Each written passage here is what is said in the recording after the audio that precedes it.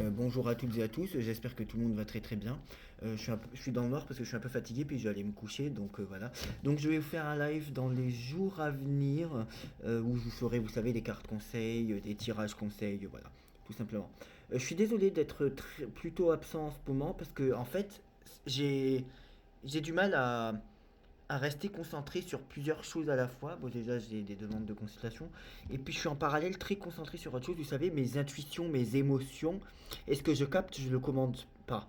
Comme pour la Coupe du Monde, quand j'avais pas arrêté de vous saouler avec l'Argentine et que je vous l'avais dit un mois avant quand il restait 32 équipes et que tout le monde disait que ce serait la France, le Brésil ou le Portugal. Or, l'Argentine avait gagné. Et en fait, je ne contrôle pas mes émotions comme quand je vous avais dit le 17 septembre que je me sentais très mal et que j'étais inquiet de ce qui pourrait se passer dans le monde et qu'il y avait eu la guerre en Palestine et Israël 3 semaines après. Bon. Donc là, en ce moment, je suis très très concentré sur quelqu'un que je capte. C'est pas parce qu'il est homosexuel et c'est pas parce qu'il me plaît physiquement. Je suis ultra concentré sur quelqu'un qui est un candidat actuellement de la Star Academy. Je suis concentré sur lui, mes intuitions n'arrêtent pas de le capter. Normalement, ça me fait ça d'être aussi concentré sur quelqu'un, c'est sur quelqu'un qui est mort ou qui va mourir en général. Là, c'est pas le cas. C'est je sais pas, je suis ultra concentré sur lui et en fait, je vois qu'il pourrait gagner. Oui, j'ai pas dit qu'il va gagner.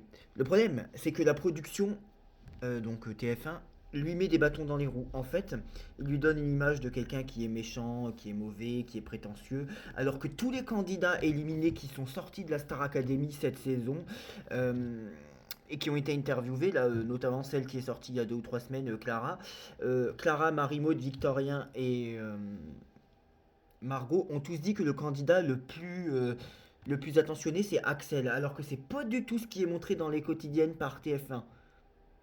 Vous voyez, et il manipule l'idée, il manipule l'opinion des gens. Il y a carrément des magazines comme Télé Loisirs qui mettent des titres très accrocheurs et complètement faux sur Axel.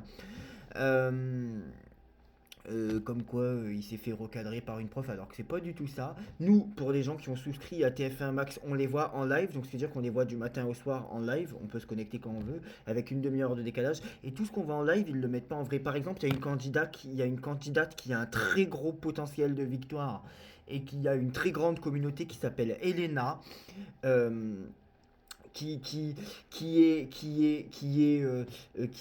a énormément de followers, de soutien, et qui a dit mot pour mot dans le live qu'elle voudrait voir Axel revenir au château. Et ce n'est pas montré à la télé. Parce que ils savent très bien que ça peut inciter une partie de ses fans à voter pour Axel. Voilà. Vous voyez ce que je veux dire? Et comme elle a une très grosse communauté, ça pourrait participer ou faire un report de voix sur Axel. Et il y a tout un genre de choses qui fait que... En fait, on se rend compte qu'il tente de le saboter. Voilà. Euh, Bah, la preuve, on nous montre un mauvais visage de lui et 4 personnes qui ont quitté le château nous disent que... Et donc c'est pour ça en fait, de savoir qu'un jeune a énormément de capacités vocales. Isabelle Boulet, elle a dit qu'il avait un don et qu'il peut frapper et atteindre des notes que personne ne peut atteindre. Non, pardon, que elle est obligée de forcer pour atteindre, vous voyez. Euh, il a eu une pharyngite. Il a eu quelques difficultés sur le prime time d'hier soir, c'est vrai, mais il a réussi ses autres prime time, ses autres prestations avec Laura Pausini, Isabelle Boulay, avec Lucie Bernardoni, je crois que ça se dit comme ça. Quand il a une pharyngite, on lui paye pas l'hôtel. La candidate Lenny qui a, qui a, euh, qui a du potentiel, hein, on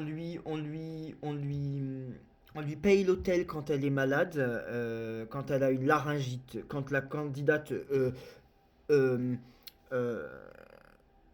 comment elle s'appelle? Candice a une otite, on lui paye pas l'hôtel. Il nous avait dit à un moment donné qu'il y aurait plus que 2 nominés par semaine, c'est-à-dire quelqu'un qui risque de partir. Nominés, c'est quand ils sont soumis au vote du public pour rester ou partir. Bah, ils nous ont dit à partir de maintenant, il y aura plus que 2 nominés. Ils ont nominé Djibril et Candice. Et. Ah, je suis désolé, j'ai besoin d'en parler. J'aime pas qu'on se moque des gens et qu'on brise la carrière des gens. Et hop, ils ont fait ça parce qu'ils n'arrivaient pas à se débarrasser de Djibril, ils n'arrivaient pas à se débarrasser de Candice, donc ils en ont nommé que deux. Et puis une fois qu'ils se sont débarrassés de Candice, ils ont renominé. 4 personnes, alors qu'ils avaient dit que ce serait définitivement 2 à chaque fois. Enfin, vous voyez, il y a une manipulation du nombre de nominés, de tout. Par exemple, on sait très bien qu'Axel ne sera pas immunisé cette semaine.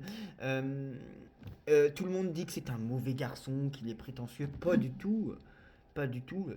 Personne n'a accepté de chanter la chanson Tiamo. Les seuls qui le pouvaient vocalement, c'était lui et Julien. Julien n'a pas voulu le faire parce qu'il a trouvé que c'était trop aigu pour lui. Et Axel a pris cette chanson parce que c'était trop aigu pour Julien. Bon, malheureusement, il est tout en bas des sondages et il est donné perdant, mais il est quand même arrivé dans le top 5. Il est toujours en liste, hein, dans le top 5 sur les 13 candidats. Je trouve que franchement, c'est très dommageable et que sa défaite euh, serait un. Je pèse mes mots, hein, serait regrettable pour l'industrie musicale française. Parce que quand vous l'écoutez chanter, je vous ai repartagé des vidéos. En fait, je sais pas pourquoi. C'est un mélange de ma passion pour le chant, de ce que je capte sur lui. C'est pour ça que j'essaie de faire comprendre et que j'essaie de peser du tout petit poids que j'ai public. Et de ce que je sens et ce que je vois. Je vois qu'il peut gagner, mais qu'ils vont tout faire pour saboter. Parce que là, il a été donné perdant et il a quand même été sauvé ce week-end. Donc, c'est tout ça, là. Je vous ai tout dit, vous voyez. Voilà. C'est. Dans le live, il coupe quand c'est lui qui parle, des fois. Enfin, c'est. Ouais, Laura Pausini, elle a tout dit. Et d'ailleurs, ils ont oublié de préciser que ce gars-là, il a été finaliste de l'Académie, pardon, internationale de comédie musicale pour la classe élite en 2019. Voilà, voilà. Et les gens nous disent oui, mais il se plaint parce qu'il est malade. Oh, bah, Lenny, elle en a reparlé encore aujourd'hui de sa laryngite.